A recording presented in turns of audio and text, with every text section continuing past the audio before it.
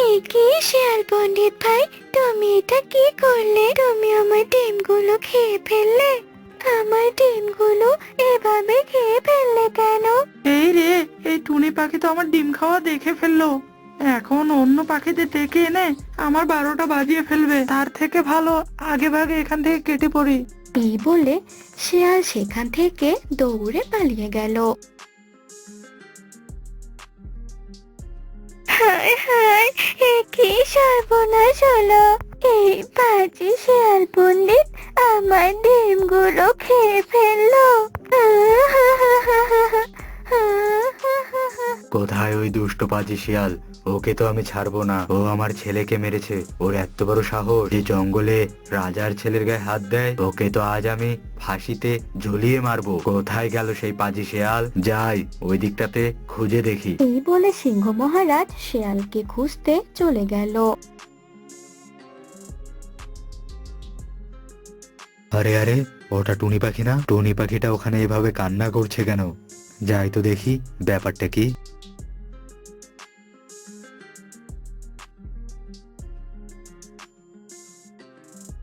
কে রে টুনি পাখি, তুই এভাবে কান্না করছিস কেন? কি হয়েছে তোর? বল আমায়। রাজা মশাই, আমার যে সর্বনাশ হয়ে গেছে। ওই দুষ্টু পাজি শিয়াল আমার ডিম দুটো খেয়ে গেছে। কত স্বপ্ন ছিল আমার, আমি প্রথমবার মা হব। আমার দুটো ছানা হবে। ছানা দুটো আমাকে মামা বলে ডাকবে। কিন্তু ওই দুষ্টু পাজি শিয়াল আমার সমস্ত স্বপ্ন ভেঙে চুরমাচুর করে দিল। কি বললি টুনি পাখি? ওই পাজি দুষ্টু শিয়াল তোর ডিম খেয়ে নিয়েছে? ওই পাজি শিয়াল তো আমার ছেলেকেও মেরেছে। আমি তো ওকেই জঙ্গলে খুঁজে বেড়াচ্ছি। আজ তো আমি ওকে ছাড়বই না। ওই পাজি শিয়ালের অত্যাচার দিন দিন বেড়েই যাচ্ছে। তুই কি জানিস ওই পাজি দুষ্টু শিয়াল কোন দিকে গেছে? মহারাজ, ওই দুষ্ট পাজি শিয়াল তো এদিকেই গেছে। চল তাড়াতাড়ি, যে করেই হোক ওই পাজি দুষ্টু শিয়ালকে আজ আমায় ধরতেই হবে। তা না হলে ওই পাজি শিয়াল এই জঙ্গলের কাউকেই শান্তিতে থাকতে দিবে না।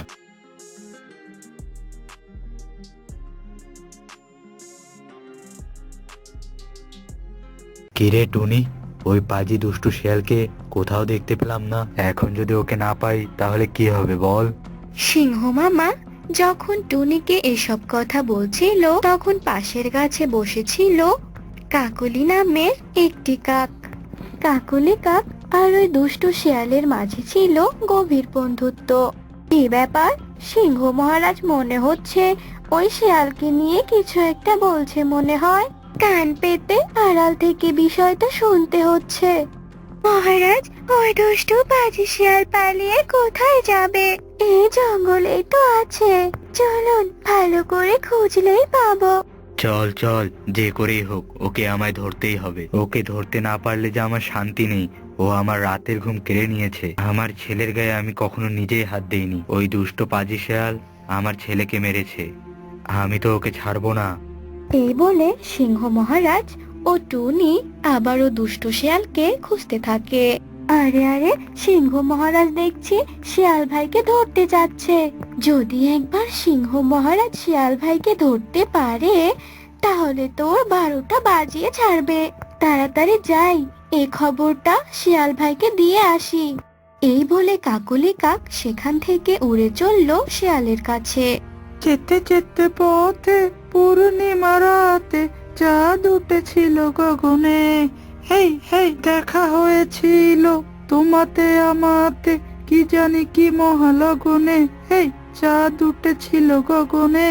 শিয়াল ভাই, ও শিয়াল ভাই! কিরে কাকলি কাক, তুই এটা কি করলি? আমি কি সুন্দর গলায় গান গাইছিলাম, তুই আমার গান গাওয়ার মুডটাই নষ্ট করে দিলি। বল কি হয়েছে? আরে, তুমি এদিকে বসে গান গাইছো আর ওদিকে যে তোমার সর্বনাশ হতে জানলো। কি বললি? আমার সর্বনাশ? হে হে হে হে, কে করবে আমার সর্বনাশ? আমি তো সারাদিন সর্বনাশ সবার করে বেড়াই। কে আবার আসলো আমার সর্বনাশ করতে? তুমি নাকি সিংহ মহারাজের ছেলেকে মেরেছো। সিংহ মহারাজ তোমাকে জঙ্গলে তন্ন তন্ন করে খুঁজছে। এই সেরেছে, ও আবার বলে দিয়েছে। আমি তো ভেবেছিলাম রাজামশাইকে বলবে না। আমি তো আজ গেলাম, আজ তো আমার রক্ষে নেই। তাড়াতাড়ি এখান থেকে পালাই। শিয়াল যেমনি পালাতে চাইলো ঠিক তখনই সিংহ মহারাজ সেখানে চলে আসলো। মহারাজ, ও মহারাজ, দেখুন দুষ্ট শিয়াল পালিয়ে যাচ্ছে। ওই দুষ্ট পাজি শিয়াল, দাঁড়া, কোথায় পালাচ্ছিস? তোকে তো আজ আমি ছাড়বো না। কোথায় পালাচ্ছিস? দাঁড়া, দাঁড়া বলছি। আজ তো তোকে আমি আলু ভর্তা বানিয়ে খাবো। দাঁড়া, দাঁড়া বলছি। ও, ওরে বাবারে, এটা আবার কার সাথে হোঁচট খেলাম? দেখি দেখি তো জিনিসটা কি। এরপর শিয়াল সেখানে এসে দেখলো সেটি একটি সোনালী রঙের প্রদীপ। আরে, এ তো দেখছি একটা প্রদীপ। প্রদীপের গায়ে তো দেখছি খুব ময়লা লেগে আছে। প্রদীপটাও তো দেখছি চকচক করছে। মনে হচ্ছে এটা কোনো সোনার প্রদীপ। এক কাজ করি, এই প্রদীপটাকে আমি আমার গুহায় নিয়ে যাই। এই প্রদীপটা দিয়ে আমি আমার গুহায় আগুন জ্বালাবো। এতে করে আর আমায় অন্ধকারে থাকতে হবে না। এক কাজ করি, প্রদীপের গায়ে তো অনেক নোংরা লেগে আছে, এই ধুলোবালিগুলো আগে পরিষ্কার করে নেই।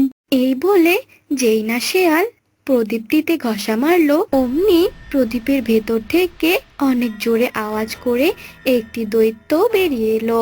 ওরে বাবারে, এ আমি কি করলাম? এ তো একটা দৈত্য বেরিয়ে আসলো রে বাবা, কি ভয়ঙ্কর দেখতে। বলুন আমার মালিক, আপনাকে কিভাবে সাহায্য করতে পারি? সাহায্য? এ আমি কি শুনছি? এই প্রদীপের দানব তো দেখছি আমায় সাহায্য করতে চাইছে, আবার কিনা আমাকে মালিক বলে ডাকছে। যাই হোক, দেখি তো একটু ভয়ে ভয়ে চেয়ে যদি কিছু দিতে পারে কিনা। শোনো প্রদীপের দানব দত্ত, আমি যদি তোমার সত্যিকার মালিক হয়ে থাকি তাহলে আমায় একটা তাজা হরিণ দাও তো।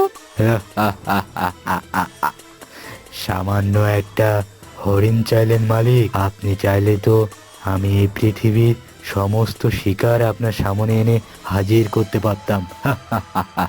আগে তো একটা হরিণ দাও, তারপর দেখবো তোমার কত ক্ষমতা। পরে বাকি যা চাওয়ার আছে চেয়ে নেব। আচ্ছা ঠিক আছে মালিক, যেমনটা আপনার ইচ্ছে। এই নেন মালিক, তর তাজা একটি শিকার করা হরিণ। ওরে বাবারে, এ তো দেখছি অনেক কাজের। একটা হরিণ চাইতে কিনা ও আমার একটা তরতাজা হরিণ এনে দিল। ভালোই হয়েছে, এই প্রদীপের দৈত্যকে কাজে লাগিয়ে এই জঙ্গলের আমি রাজা হব। হি হি হি হি হি। বলুন মালিক, আপনার কি আরো কোনো কিছুর প্রয়োজন আছে? আমি এক্ষুনি সেগুলো আপনার সামনে হাজির করব। না না না না, আর কোনো কিছুর প্রয়োজন নেই। তবে এটা বলো তো, পরে আমি তোমাকে কোথায় পাবো? মালিক, আপনার হাতে থাকা প্রদীপটায় ঘষা দিন, তাহলে আমি প্রদীপের ভিতরে ঢুকে যাব। আপনার যখন আমাকে আবার প্রয়োজন হবে তখন আবার আপনি প্রদীপে ঘষা দিবেন, আর আমি সাথে সাথে হাজির হব। ঠিক আছে, আমি এক্ষুনি প্রদীপে ঘষা দিচ্ছি। যেই না শিয়াল প্রদীপটিতে আবারও ঘষা মারলো, অমনি দৈত্য আবারও প্রদীপের ভিতরে ঢুকে পড়লো। অনেক ভালো একটা উপায় পেয়েছি। এটা দিয়ে ওই রাজা মশাইকে আমি উচিত শিক্ষা দিব। যাই যাই।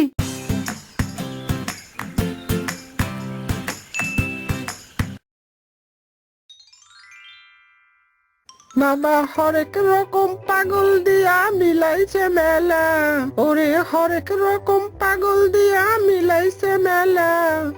বাবা তোমার দরবারে সব পাগলের মেলা, বাবা তোমার দরবারে সব পাগলের মেলা।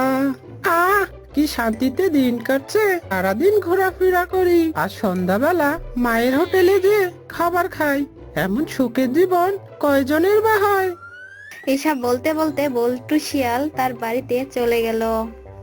সারা দিন শুধু টই টই করে ঘুরে বেড়ানো, আমি যে কত কষ্ট করে শিকার ধরে এনে তোকে রান্না করে খাওয়াই, সেদিকে কি তোর কোনো খেয়াল আছে? আমি যে বুড়ো হয়ে গেছি, আমি কি আগের মতো শিকার ধরতে পারি? এভাবে চললে সংসারটা চলবে কি করে বল? কত করে তোকে বলি কাজ কাম কিছু কর, কিন্তু তুই তো আমার কোনো কথাই শুনিস না। কি বলছো মা? আমি তো শিকার টিকার মাঝেতে ধরতে যাই, কিন্তু শিকার যদি আমাকে ধরা না দেয় তাহলে আমি কি করব বলো? আর কাজ কাম তো আমি ঠিক করে পারি না, এজন্য আমাকে কাজ কাম কেউ দিতে চায় না। শিকার ধরতে পাস না তা ভালো কথা, শিকার জঙ্গলে কমে গেছে এটা তো আমিও জানি, তবে যে তোর বাবার কিছু জমি জমাও আছে, সেই জমিগুলোতেও তো কাজ করতে পারিস। ওই যে তোর বাবা মরার আগে একটা ট্রাক্টর রেখে গেছে, ওটা তো অমনেই পড়ে আছে, সেটাও তো তুই চালাতে পারিস। এ তুমি কি বলছো মা? আমি তো চাষাবাদের কাজ করতেই পারবো না। করবি না মানে? আমি তোকে কালকেই একটা বিয়ে দেব। মেয়ে আমি দেখে রেখেছি। কালকে তোর বন্ধু আর তোর মামা হালুমকে নিয়ে বিয়েটা পড়িয়ে নিয়ে আসবো। এই বলে বল্টি শিয়ালের মা সেইখান থেকে চলে গেল। এই কারণে আমি কাজ করতেই চাই না। কাজ করলে তো অল্প বয়সে বিয়ে করতেই পারতাম না, এখন বিয়ে করতে পারবো। পরের দিন সকালে বল্টুর বন্ধু ও তার মামা হালুমবাগ তাকে নিয়ে চলল বিয়ে করাতে। আরে বাহ, আমার মায়ের তো পছন্দই আছে। খুব একটা সুন্দরী শিয়ালিনীকে পছন্দ করেছে। বউটা দেখতে কত সুন্দরী। এরপর বল্টু শিয়াল সুন্দরী শিয়ালিনীকে বিয়ে করে তার বাড়িতে নিয়ে আসলো। বাহ, আমার বৌমাটা দেখতে খুবই সুন্দরী। এসো মা, এসো, ঘরে এসো। বউ, দেখো তো বাসর ঘরটা পছন্দ হয়েছে কিনা। বাহ, খুব সুন্দর হয়েছে। সকালে বাসর ঘরটা সেজে তোমাকে বিয়ে করতে গিয়েছি। বউ, আজকে তো আমাদের বাসর রাত। বউ, এই বাসর রাতে তুমি আমার কাছে কি চাও? আজকে তুমি এই বাসর রাতে যা চাইবে আমি তোমাকে তাই দেব। ওগো, তোমার কাছে শুধুমাত্র আমার একটাই চাওয়া। তুমি কি আমার সেই আবদারটা পূর্ণ করতে পারবে? বলো। কি বলছো বউ? তুমি আমার কাছে আবদার করবে? আমি সেটা কি পূরণ করব না? একবার আমার কাছে চেয়ে দেখো না, অবশ্যই আমি তোমাকে দেব। ওগো, আমার সাজুগুজু করতে অনেক ভালো লাগে। তোমার কাছে শুধুমাত্র আমার একটাই চাওয়া। তুমি প্রতিদিন আমাকে একটা করে মেকআপ বক্স আর একটা করে লিপস্টিক এনে দেবে। বাবা, কি যে বিপদে পড়লাম। আগের জীবনটাই তো ভালো ছিল, এখন আমার বউয়ের এই আবদারগুলো কি করে পূরণ করব? আমি যে বেকার, আমার কাছে কোনো টাকা পয়সাই নেই। তাহলে কি করে বউয়ের আবদার পূরণ করব? বিয়ে করে কোথায় মা আমাকে ফাঁসিয়ে দিল। এখন দেখছি বউয়ের মন জোগাতে, তাহলে তো কাজেই যেতে হবে। ওগো, কথা বলছো না কেন? কি ভাবছো এত? বলো, কাল থেকে আমাকে এগুলো এনে দেবে তো? তুমি কিন্তু আমাকে কথা দিয়েছো। কি বলছো কি? তোমার আবদার কি পূরণ করবো না? তুমি না 10টা না 5টা না, একটা মাত্র বউ। তোমার আবদার পূরণ করে না থাকতে পারি? চলো তো, এখন অনেক রাত হয়েছে, এখন ঘুমিয়ে পড়ি। এভাবেই সে রাতটি কেটে গেল। পরদিন সকালে, বাবা বাবা, ছেলেটা তো দেখছি বিয়ে করে অনেক কাজের হয়ে গেছে। আজ না বলতেই কেমন সকাল সকাল ট্রাক্টরটা নিয়ে বেরিয়ে পড়লো। যাক বাবা, এতদিনে মনে হয় আমার ছেলের মাথায় সুবুদ্ধি হয়েছে। আহ, বিয়ে করে কি জ্বালা যে পড়লাম। আগের জীবনটা কত ভালো ছিল। জঙ্গলে ঘুরে বেড়াতাম, আজ সকাল সন্ধ্যায় খাবার খেতাম। এখন আবার এই কাঠ ফাটা রোদের ভিতর আমাকে কাজ করতে হচ্ছে। এদিকে বউ তো মেকআপ বক্স আর লিপস্টিক চেয়েছে। যদি এগুলো না নিয়ে যায়, তাহলে বউ যে কি লঙ্কা কাণ্ড বাজিয়ে দেয় তা একমাত্র উপরাল্লাই জানে। বউ, এই দেখো দেখো, তোমার জন্য পছন্দের জন্য লিপস্টিক ও মেকআপ বক্স নিয়ে এসেছি। নাও নাও, খুশি হয়েছো? আরে, খুশি হব না মানে? খুব খুশি হয়েছি। আমি খাবার ছাড়া 5-6 দিন কাটিয়ে দিতে পারবো। আর তুমি আমাকে এগুলো এনে দিয়েছো, আমি খুশি হব না? আহ, মহারানীর কথা শোনো, মেকআপ বক্স আর লিপস্টিক পেয়ে কি যে খুশি হয়েছে। কিন্তু স্বামী সারাদিন রোদের মধ্যে পড়ে এলো, সেদিকে কোনো খেয়াল নেই। কি গো, কিছু বললে? না না, কি বলবো, খুব ক্ষুধা পেয়েছে, আমাকে খাবার দাও। ওগো, কাল আমাকে একটা শাড়ি এনে দিও। বিয়ের দিন যে শাড়িটা দিয়েছিলে ওটা তো পুরনো হয়ে গেছে। দেখেছো, বইয়ের কথা, বিয়ে করার দুদিনও হলো না, তাতে নাকি শাড়ি পুরনো হয়েছে। ওগো, তুমি কি কিছু বললে? না না, তোমাকে বলতে যাব কেন, আমি মনে মনে বলছিলাম তুমি আমার কাছে একটা শাড়ি চেয়েছো, তা আমি কি তোমাকে দেব না? এটা কি করে হয়? এখন ঘুমিয়ে পড়ো তো। ও, জমিন চাষ করে যে ক টাকা পেয়েছি, এই টাকা দিয়ে তো বউয়ের জন্য শাড়ি কিনতে হবে। শাড়ি কিনে না নিয়ে গেলে বউ তো আমাকে বাড়িতেই উঠতে দেবে না। কিংকং ভাই, কম দামের মধ্যে এক শাড়ি দেখাও তো। এই নাও বল্টু ভাই, নতুন বিয়ে করেছো তাই না? এই শাড়িটা কম দামের মধ্যে একটা গর্জিয়াস শাড়ি, তোমার বউকে খুব ভালো মানাবে। দাম মাত্র 500 টাকা। আরে আরে, একটু আগেই তো 500 টাকা নিয়ে এলাম, এখন তো দেখছি হাতের মধ্যে তো টাকাটা নাই। টাকাটা কোথায় পড়ে গেল? কি ব্যাপার বল্টু ভাই, টাকাটা দিচ্ছ না কেন? টাকা দাও আর শাড়ি নাও। টাকাটা কোথায় যে পড়ে গেছে কিংকং ভাই, তাই তো দিচ্ছি না। তুমি এক কাজ করো, শাড়িটা আমাকে তুমি বাকিয়ে দাও, কাল এসে টাকাটা দিয়ে যাব। আরে না, আমি তো বাকিতে শাড়ি বিক্রি করি না। আর যখন টাকা হয় তখন এসে শাড়ি নিয়ে যাও। এখন বিরক্ত করো না তো, যাও এখান থেকে। কিংকংয়ের এমন কথা শুনে বল্টু শিয়াল খালি হাতে বাড়ি ফিরে যায়। আর খালি হাতে বাড়িতে ফিরতে দেখে বল্টু শিয়ালের বউ বল্টু শিয়ালকে বলে, ওগো, আমার শাড়ি কোথায়? তুমি খালি হাতে ফিরে এলে যে?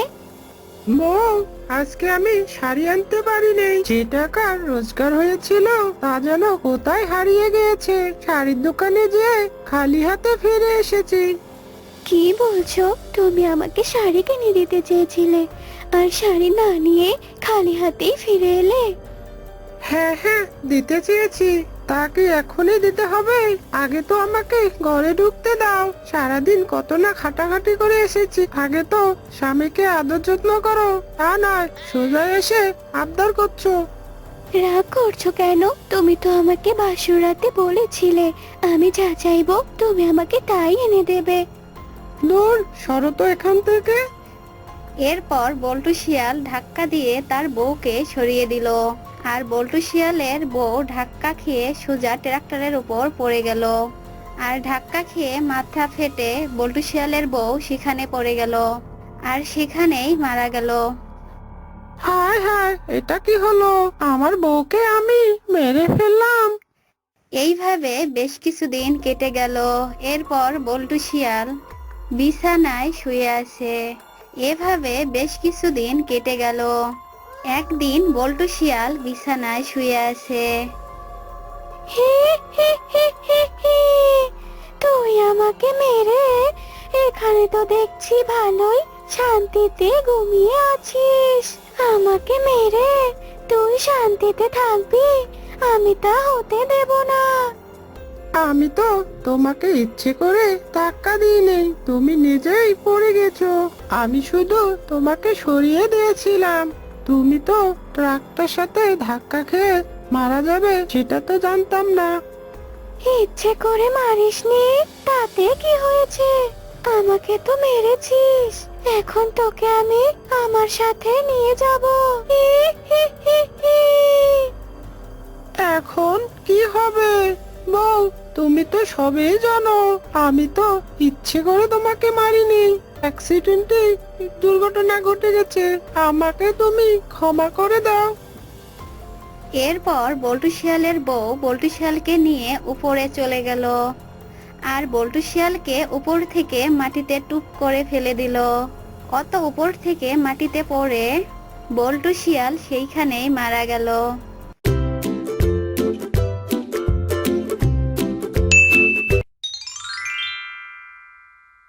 ওহ, সেই কখন থেকে জঙ্গলে ঘুরে বেড়াচ্ছি, একটা প্যাসেঞ্জারও পেলাম না। এদিকে তো এই গরমের মাঝে রিক্সা চালাতে চালাতে আমার পেছনে ছাল বাকলা সব উঠে গেল। এখন কি করি? প্যাসেঞ্জার এখন কোথায় পাই? না, এই লোকালয়ে আর রিক্সা চালানো যাবে না। ভয়ে তো আমার রিক্সা কেউ উঠতেই চায় না। না, বরং জঙ্গলে চলে যাই। নিশ্চয়ই জঙ্গলের পশু পাখিরা আমার রিক্সায় উঠবে। ও রিক্সাতে উঠিয়া পেডেলো মারিয়া চলে আমার রিক্সা উইরা উইরা। আরে সকাল থেকে জঙ্গলে ঘাস খুঁজতে খুঁজতে তো হয়রান হয়ে গেছি, কিন্তু আমি কি দেখছি? কি রাস্তার মাঝখানে ঘাস, যাকে এই ঘাসটুকু খেয়ে পেটটা ভরাই। এই বলে ছাগল ঘাসগুলো খেতে লাগলো। ওরে বাবারে, এটা কি হলো? ব্রেক লাগছে না কেন? এই থাম রিক্সা, থাম থাম থাম।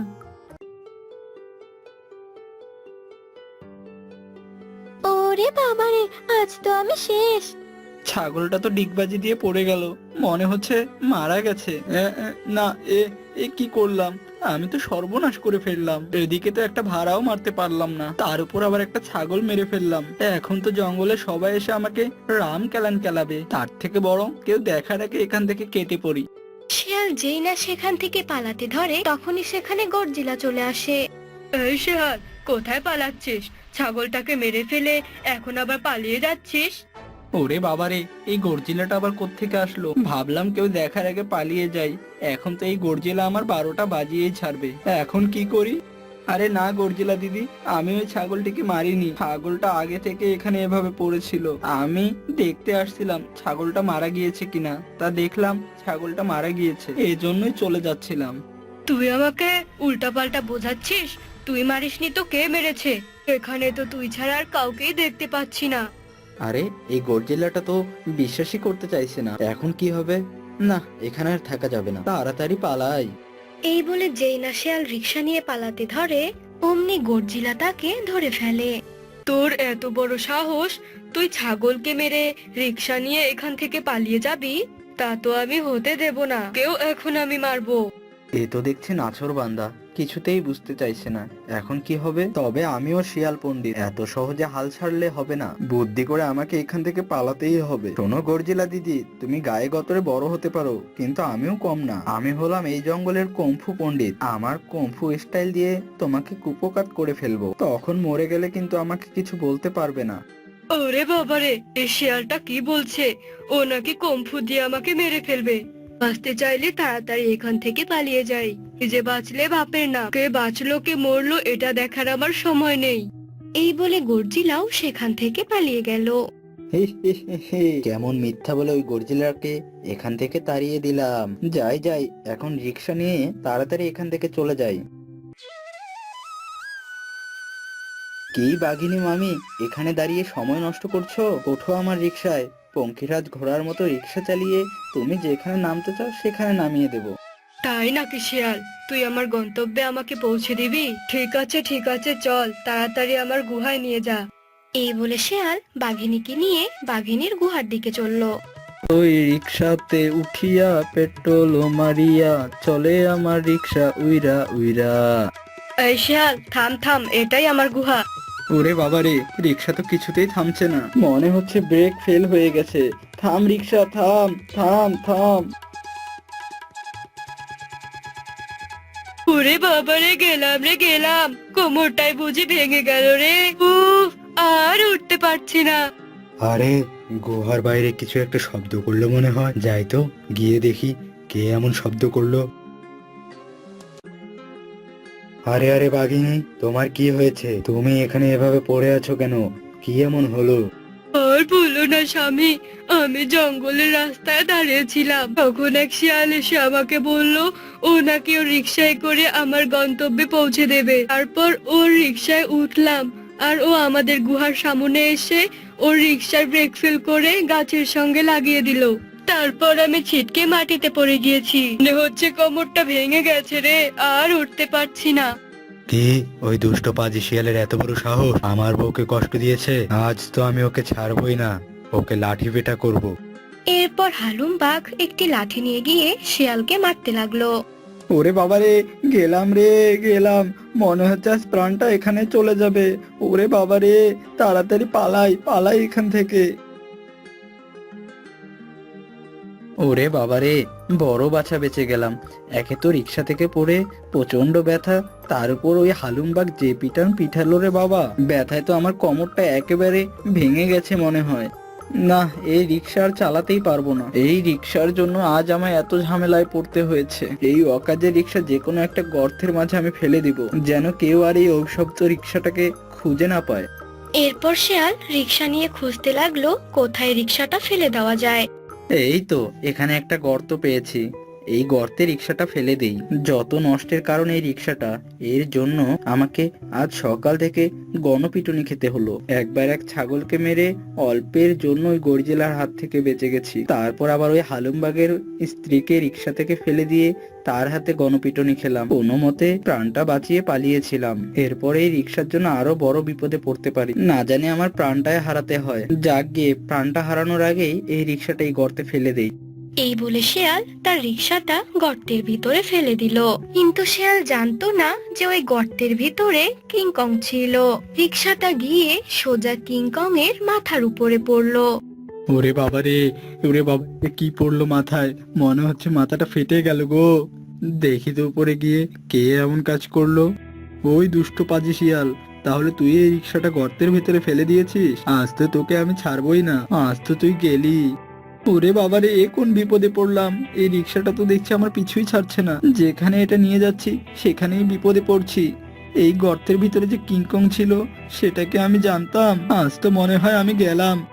এই দাঁড়া, কোথায় পালাচ্ছিস? আমার মাথা ফেটে দিয়ে কোথায় পালাচ্ছিস তুই? আমি তোকে ছাড়বো না, তোকে আমি মেরেই ফেলবো। এরপর কিংকং ও শিয়ালের পিছু পিছু দৌড়াতে শুরু করলো। দৌড়াতে দৌড়াতে কিংকং শিয়ালকে ধরে ফেললো, আর মারতে মারতে শিয়ালকে কিংকং মেরেই ফেললো। দুষ্ট পাজি শিয়াল এভাবেই তার রিক্সার জন্য প্রাণটা হারালো।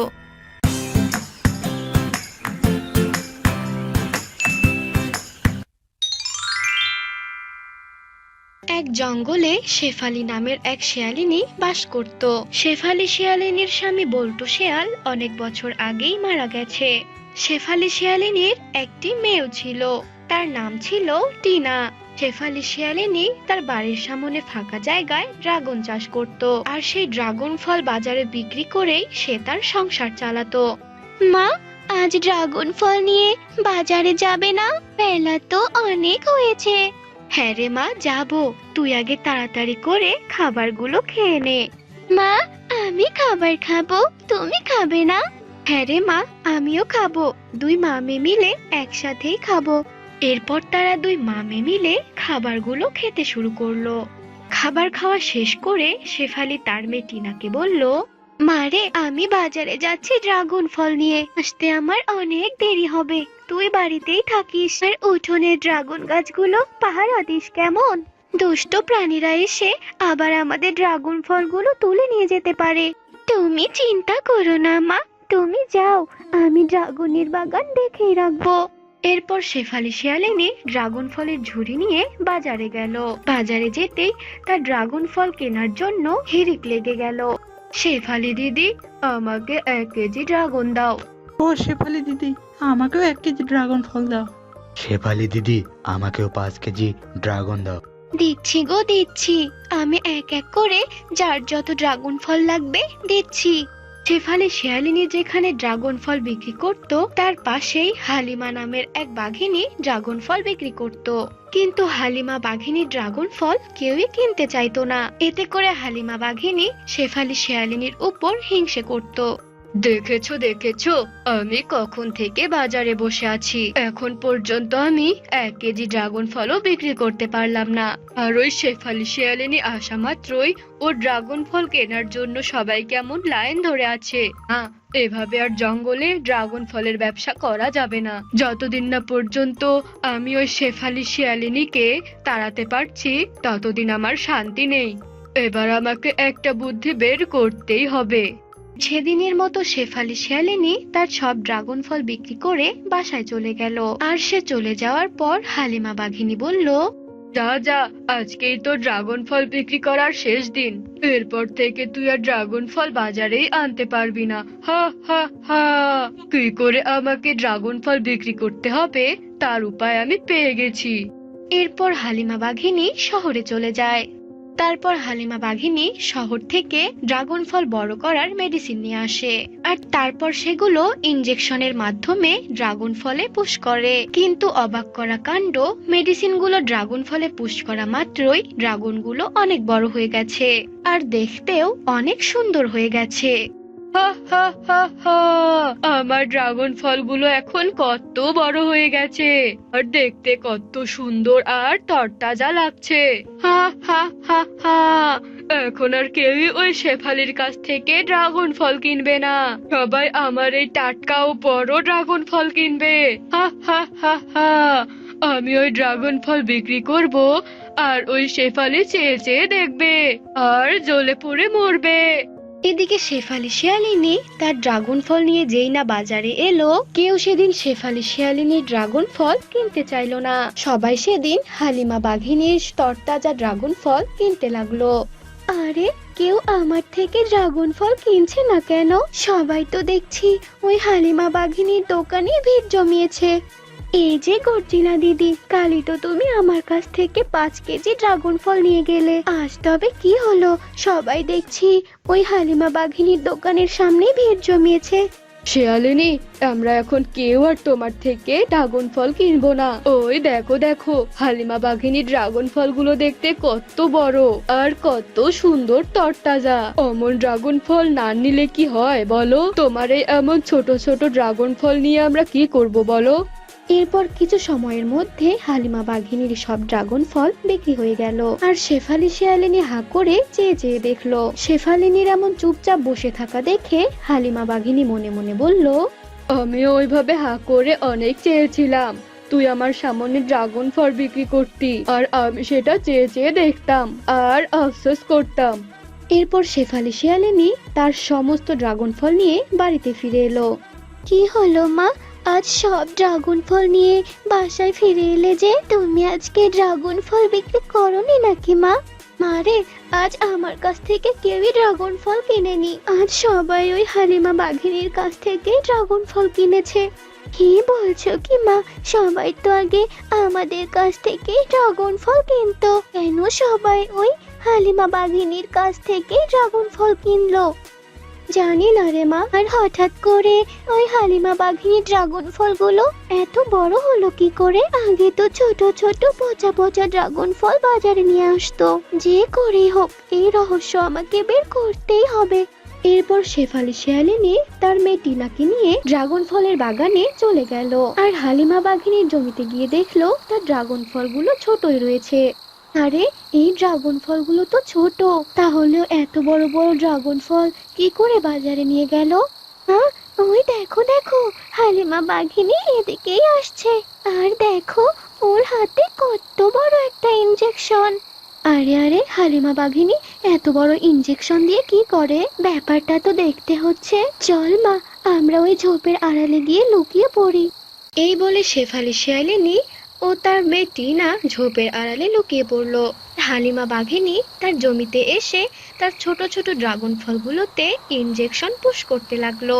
কিন্তু কি অবাক করা বিষয়, ড্রাগন ফলে ইনজেকশন পুশ করা মাত্রই ছোট ছোট ড্রাগন ফলগুলো বড় হয়ে গেল। আরে আরে, এ কি অবাক করা বিষয়! আমি তো নিজের চোখে বিশ্বাসই করতে পারছি না। তার মানে এই হালিমা বাঘিনী অসৎ উপায়ে ড্রাগন ফলগুলো বিক্রি করছে, সেই ড্রাগন ফলগুলো চড়া দামে বাজারে বিক্রি করছে।